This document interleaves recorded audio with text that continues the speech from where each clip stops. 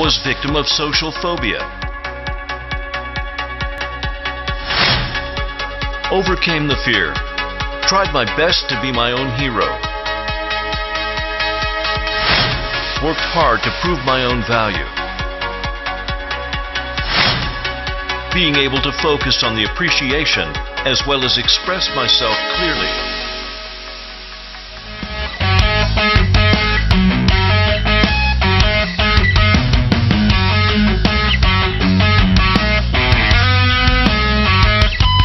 Good afternoon, ladies and gentlemen. How are you? Thank you. My name is Richard, and I'm here to deliver a speech about introverts.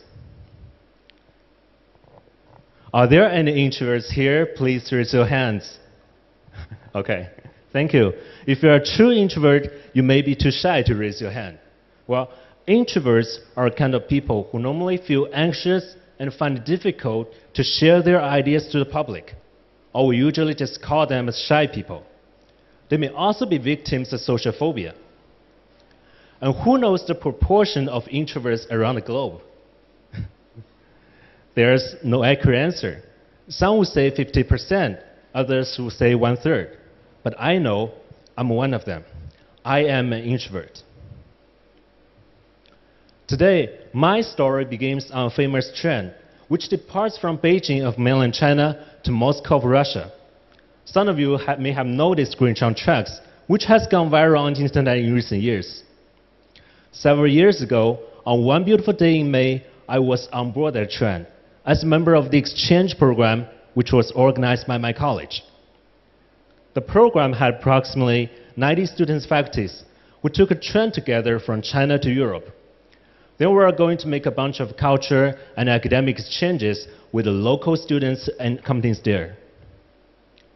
Before this journey, I was a typical introvert who suffered from social anxiety. I had to keep social distance from others. I was never a party guy. When my phone was ringing, I would start to feel anxious, like, whose phone number is this? What does he have to say to me? It even took me a moment to prepare before I pressed the answer button. So as you can imagine, I felt uneasy and nervous about this train trip because A, there's no escape on the train. Not a place that I could hide myself and get some isolation. Maybe the toilet is an option, but you know the environment for that. B, at college I could use WeChat or QQ to exchange information with others, but that wouldn't work on a green train. Everyone would face each other in every conversation.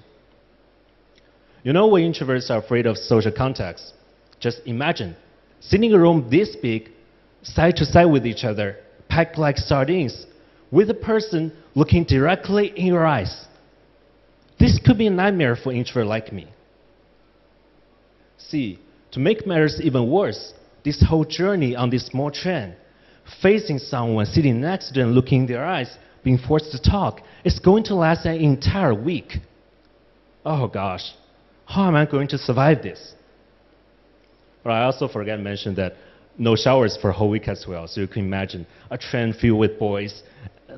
The smell, it was gross, man. The reason that I participated in this program was that I thought I could make some progress on social contacts during the process.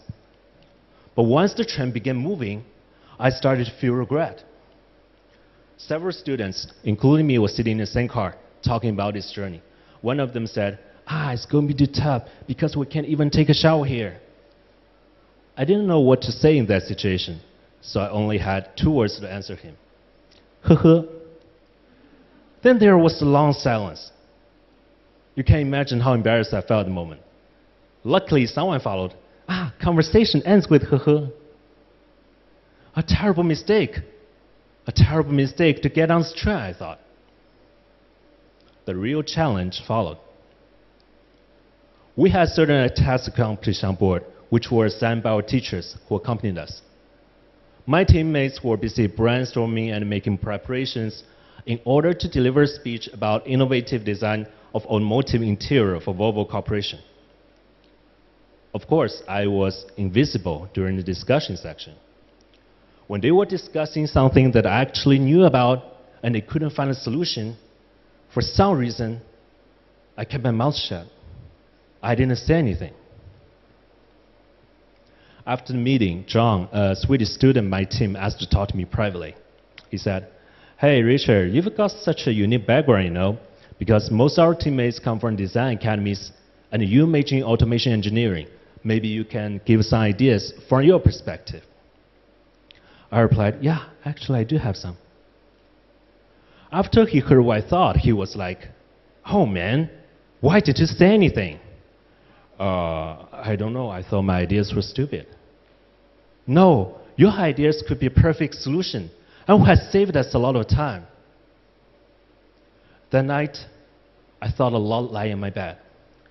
With the sound of tuk-tuk, I couldn't sleep. I felt a conflict inside of me. Sometimes I knew the right thing to say, I was just too scared to make my voice heard. Could I live with this conflict my entire life?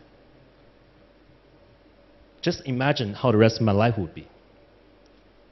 What if I meet my Miss Right and I can't tell her that I love her? What if I have the opportunity to get the best job ever, but I'm just too nervous to show my real strength? What if injustice happens, but I'm scared to stand up for myself or those I want to protect? I didn't think I could live with this any longer. On the next day, John shared my thoughts with the team and recommended me to be the one to report on behalf of the team. My teammates rooted for me. I could feel their support and my trembling heart as well. I couldn't let everybody down. It was time to face my introversion. During the next few days left on the train, I constantly challenged and encouraged myself to communicate with each one of them more actively and boldly.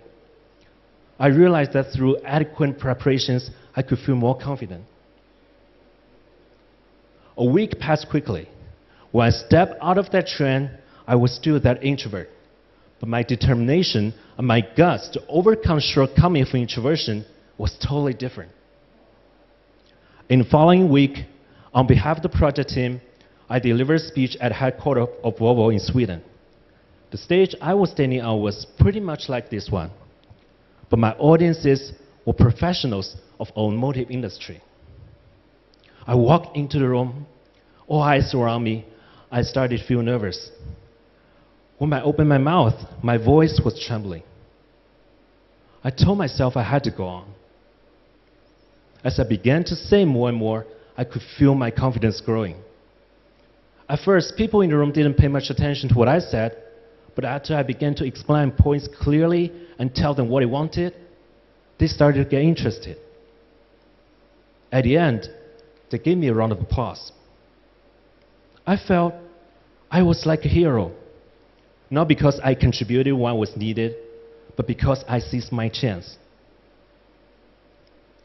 After this journey had been on tracks, I began to realize there are ways for introverts to overcome social anxiety. So I started to do what I fear from the little things.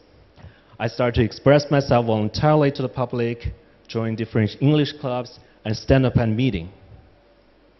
My introversion was still there, but after my persistent practices, I was no longer a victim of it.